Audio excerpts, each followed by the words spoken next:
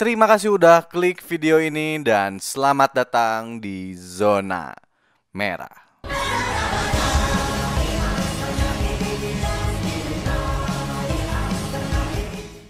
Di video kali ini gue mau ngebahas tentang ending Attack on Titan di chapter 139 yang baru aja rilis. Ya, walaupun sebenarnya pembahasan tentang chapter 139 ini sebagian besar udah gue bahas di video gue sebelumnya. Video yang ini guys, linknya nanti gue taruh di atas. Ya, sebenarnya masih relate banget lah. Hanya ada beberapa yang harus sedikit direvisi. Bisa dibilang juga prediksi happy ending di video gue sebelumnya, ya hampir bener 100% lah.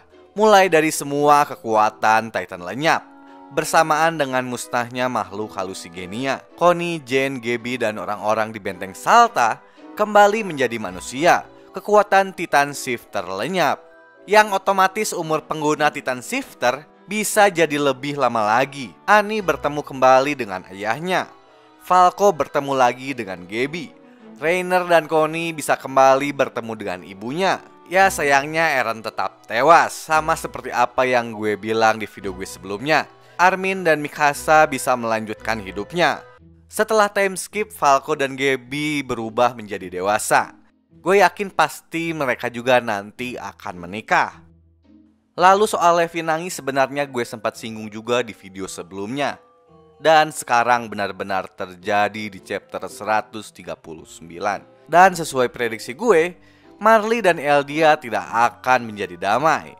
Jadi anggap aja dark ending yang gue bahas sebelumnya adalah tidak benar. Karena yang terjadi malah sebaliknya guys, yaitu happy ending. Ya, antara seneng dan gak seneng sih. Sebenarnya gue gak expect terlalu tinggi buat happy ending. Soalnya ya itu tadi guys, kalau sampai happy ending, Marley dan Eldia tidak akan bisa damai begitu saja. Dan akhirnya pasti endingnya bakal menggantung seperti ini. Ya tapi is okay. Keputusan Hajime gue terima lah. Pokoknya 2 jempol buat chapter 1 sampai 138. 1 jempol aja lah buat chapter 139.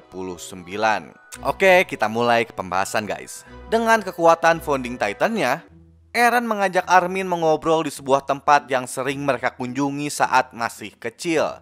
Di sana, Armin mulai membahas tentang perlakuan kejam Eren kepada dirinya dan juga Mikasa. Mulai dari pertengkarannya dengan Armin saat di restoran, hingga perkataan kejam Eren kepada Mikasa. Ya, bisa dibilang itu semua cuman aktingnya si Eren aja lah. Eren juga berkata kalau dia sebenarnya sangat depresi ketika harus berpisah dengan teman-temannya, terlebih lagi ketika dia harus berpisah dengan Mikasa. Ya, sebenarnya kejadian ini juga udah pernah gue bahas di video gue sebelumnya.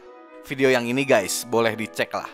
Dalam pembicaraan itu juga Armin menyadari kalau tujuan Eren sebenarnya adalah untuk membuat teman-temannya menjadi seorang pahlawan. Lalu Armin bertanya lagi kepada Eren, bukankah kau bilang ingin melindungi Paradise dari ancaman orang-orang di luar dinding, sama seperti yang dilakukan keluarga Tybur setelah Great Titan War? Nah, di sini si Eren mengatakan mereka tidak akan bisa balas dendam dalam waktu dekat karena 80% populasi manusia tewas saat rumbling.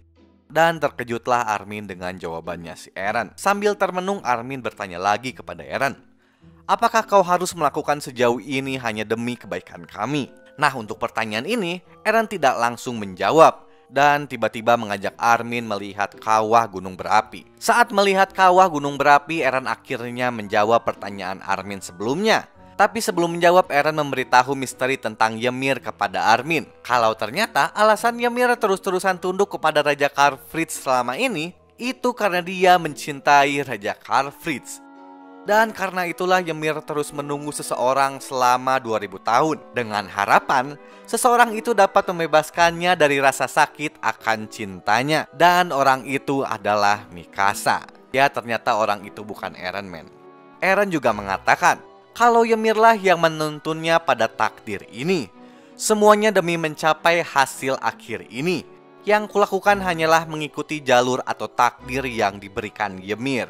Oke, jadi gini guys, sama seperti yang gue bahas di video sebelumnya, kalau Ymirlah yang menuntun Eren memilih takdirnya ini, Eren selalu mengikuti takdir masa depan yang dipilih Ymir.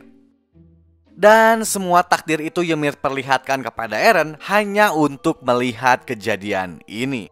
Melihat Mikasa membunuh orang yang paling dia cintai, yaitu Eren. Dan karena kematian Eren jugalah akhirnya Mikasa dapat menghilangkan kekuatan Titan dari dunia ini. Jadi yang seperti gue bilang di video gue sebelumnya, kenapa Eren bisa tega melakukan penyerangan ke Liberio dan melakukan rambling hingga membunuh 80% populasi manusia?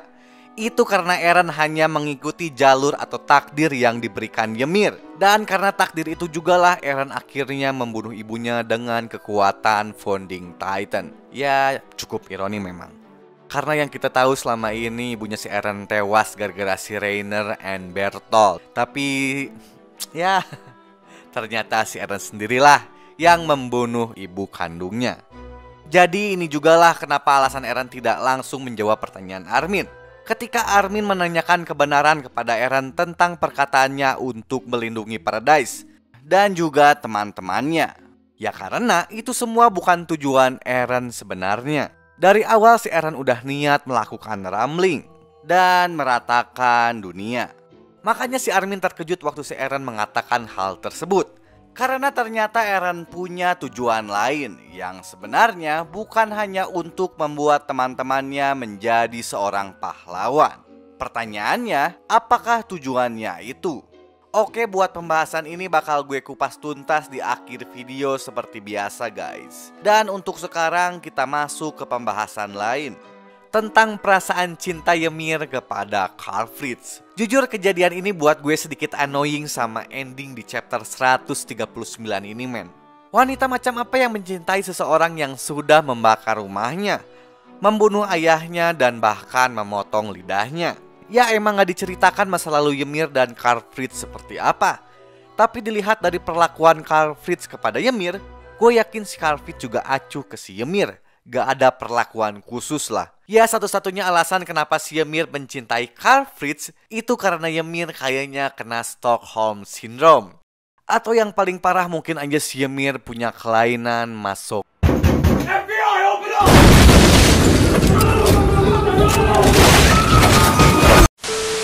Aduh. Oh ya entahlah pokoknya gue gak akan ngebahas itu lebih dalam guys. Oke lanjut. Ymir mencintai Karl Fritz. Dan karena kejadian inilah Ymir bertahan di dunia pet selama 2000 tahun. Eren juga berkata lagi kepada Armin kalau Ymir terus menunggu seseorang selama 2000 tahun dengan harapan seseorang itu dapat membebaskannya dari rasa sakit akan cintanya. Pertanyaannya, kenapa Ymir memilih Mikasa? Oke, buat pertanyaan ini gue punya analogi sendiri guys. Ya cukup menarik lah untuk dibahas. Jadi gini guys, bisa dibilang Ymir dan Mikasa mempunyai beberapa persamaan, terutama tentang kisah cintanya yang bertepuk sebelah tangan.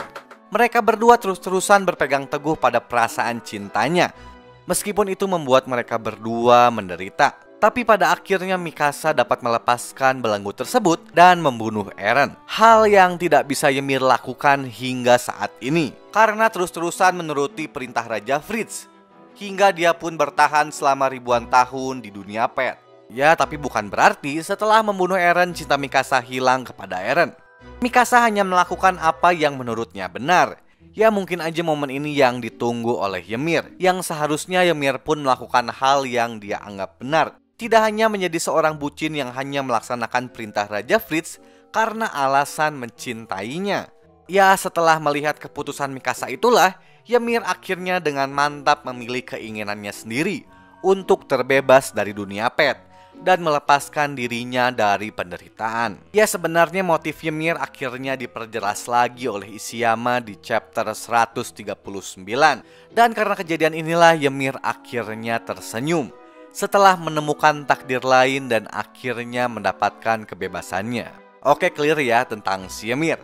Sekarang kita masuk ke scene lain di pinggir laut, di mana Armin menanyakan perasaan Eren tentang Mikasa. Jujur gue kaget banget dengan diperlihatkan sifat kekanak-kanakannya Eren, terutama tentang perasaan cintanya kepada Mikasa. Apalagi waktu si Eren ngomong kalau sebenarnya dia tidak ingin melihat Mikasa dengan pria lain, walaupun Eren sudah mati. Ya intinya si Eren ingin Mikasa jadi perawan tua men. 70 years later.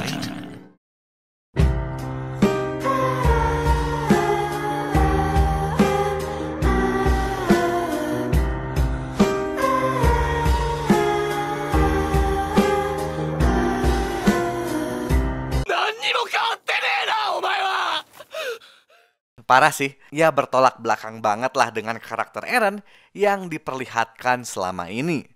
Si Armin juga sampai merasa aneh dengan perkataannya tersebut. Ya walaupun pada akhirnya Eren meminta Armin untuk menjaga rahasia itu kepada Mikasa, agar Mikasa hidup dengan bahagia. Ya tapi tetap aja buat annoying sih kata gue. Ekspektasi gue tentang karakter Eren yang keren selama ini tiba-tiba hilang begitu aja karena kejadian tersebut. Ya walaupun bisa dibilang manusiawi sih, tapi ya sudahlah. Selain perasaannya kepada Mikasa, Eren juga mengungkapkan perasaannya kepada Armin. Kalau sebenarnya dia tidak ingin mati. Hanya saja dosa Eren sudah terlalu besar, sehingga menurutnya dosanya itu tidak bisa dimaafkan. Dan di sini Eren akhirnya berkata lagi kepada Armin. Ya intinya ginilah, kata si Eren, walaupun Armin dan kawan-kawan tidak menghentikannya, ya memilih nggak bertarung lah maksudnya. Eren masih akan terus meratakan semua yang ada di dunia ini. Oke jadi gini guys, Eren sebelumnya mengatakan kalau tujuan sebenarnya melakukan rambling yaitu membuat teman-temannya menjadi seorang pahlawan. Dan apabila teman-teman tersebut tetap menolak untuk bertarung, Eren masih akan tetap melakukan rambling. Dan karena ucapannya itu akhirnya menepis tentang perkataan Eren sebelumnya tentang dirinya yang ingin menyelamatkan Paradis dan juga membuat teman-temannya menjadi seorang pahlawan. Atau bisa dibilang juga bukan menepis sih maksudnya, ya bisa dibilang bonus lah dari tujuan yang sebenarnya. Armin yang bingung sempat bertanya lagi kepada Eren. Kenapa katanya? Eren menjawab aku tidak tahu, tapi aku ingin titik-titik demi apapun titik-titik. Sambil memperlihatkan flashback ketika ayahnya mengatakan kau bebas kepada Eren. Dan karena itulah gue akhirnya paham kenapa si Eren terus-terusan mengikuti takdir yang dipilih Ymir. Itu karena sebenarnya Eren juga menginginkan takdir tersebut. Sama seperti apa yang dia katakan ketika mencium tangan Historia di chapter 130. Eren ingin merasakan kebebasan di dunia luar dan juga hal-hal baru yang dia tidak temukan ketika tinggal di dalam dinding. Ya sebenarnya ini gara-gara si Armin juga sih yang selalu ngasih tahu Eren tentang hal-hal di dunia luar yang dia baca dari bukunya.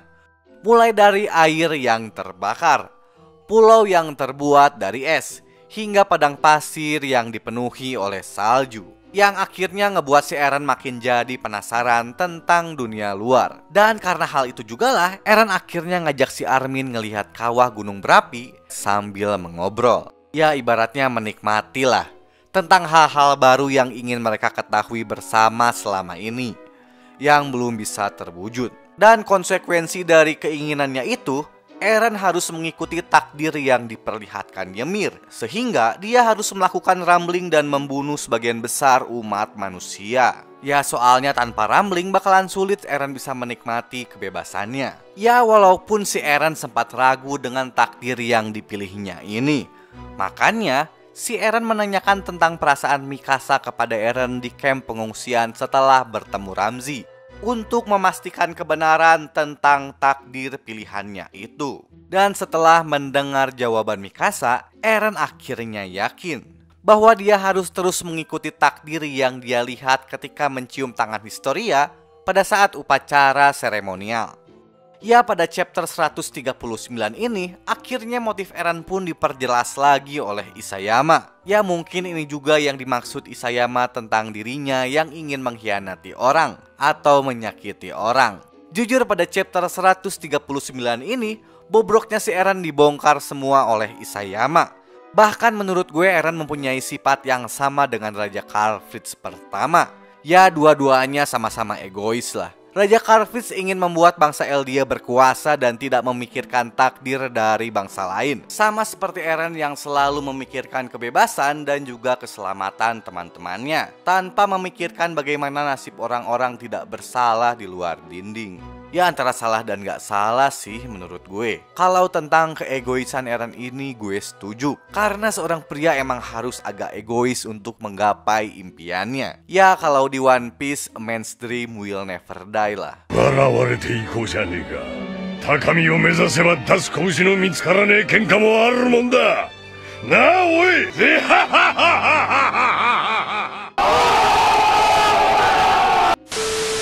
Yang gue gak setujunya, kenapa si Eren harus sampai membunuh wanita dan anak-anak yang tidak bersalah? Ya walaupun takdir tersebut memanglah takdir yang diperlihatkan Ymir. Dan emang si Ymir itu aneh. Tapi seenggaknya si Eren tahu lah. Ya apa emang gak ada cara lain gitu kan?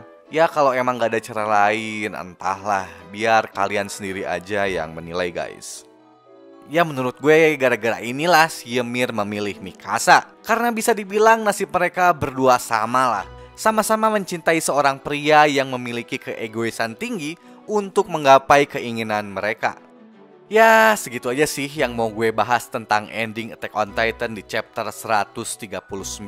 Selebihnya mudah dimengerti kok. Ya yang jadi pertanyaan gue, itu gimana caranya si Mikasa bisa sampai ke Shiganshina sambil bawa-bawa kepala si Eren? Ya entahlah. Terus sebenarnya ada satu hal lagi yang ingin gue bahas, yaitu tentang burung yang sering banget dimunculkan pada chapter 139. Tapi jujur gue males men ngebahasnya. Biar channel lain aja lah yang ngebahas tentang hal tersebut. Oh iya sekalian, pembahasan ini juga sebagai revisi dari pembahasan di video gue sebelumnya. Ya jujur emang agak kecewa sih dengan ending di chapter 139 ini men. Ya banyak yang nanggung lah ceritanya. Mulai dari konflik antara Eldia dan orang-orang di luar dinding yang belum juga selesai. Terus tentang si Ymir yang gak ada angin gak ada hujan tiba-tiba cinta gitu aja sama Raja Kalfritz. Ya kalau cintanya muncul setelah nikah ya bisa dimaklum lah. Tapi sayangnya cinta Ymir ini sudah ada sebelum dia mendapatkan kekuatan Titan. Aduh. Terus tiba-tiba si Ymir hilang gitu aja di chapter 139.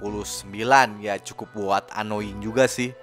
Udah ngacak-ngacak satu dunia tiba-tiba hilang. Gue juga sebenarnya mengharapkan pertempuran besar-besaran lah ngelawan makhluk halusigenia. Dan ini lagi-lagi tiba-tiba musnah gitu aja. Terus tentang kelahiran anak Historia yang gue tunggu-tunggu bakalan jadi ending seperti apa gitu kan. Ya cuman malah dijadiin pertanda time skip doang. Padahal anaknya cewek loh. Dan yang terakhir tentang diperlihatkan bobroknya karakter Eren oleh Isayama juga bikin tambah annoying. Ini apalagi jelas anjir sih. Kelakuan si Reiner anjir parah lah. Kenapa gak dimatiin aja sih sekalian? Gak jelas. Tapi buat keseluruhan oke lah. Cuman endingnya aja yang kurang. Oke terima kasih yang udah nonton video gue dari awal sampai akhir. By the way sorry baru bisa update lagi. Soalnya dari tanggal 29 Maret gue positif COVID. Aduh sumpah lemes banget men. Tapi sekarang udah sembuh kok alhamdulillah. Gue juga mau ucapin terima kasih kepada Hajime Sensei dengan karyanya yang luar biasa, yang udah nemenin gue bertahun-tahun lah. Dan satu lagi anime tangguh akhirnya tamat. Ya sedih banget lah. Terus gue juga mau ucapin selamat Ramadan buat kalian yang menjalankannya. Semoga aja Ramadan tahun ini dilancarkan. Dan tetap juga jaga protokol kesehatan dimanapun kalian berada. Ketemu lagi di video gue selanjutnya. Ciao. Jangan lupa like, comment, and subscribe.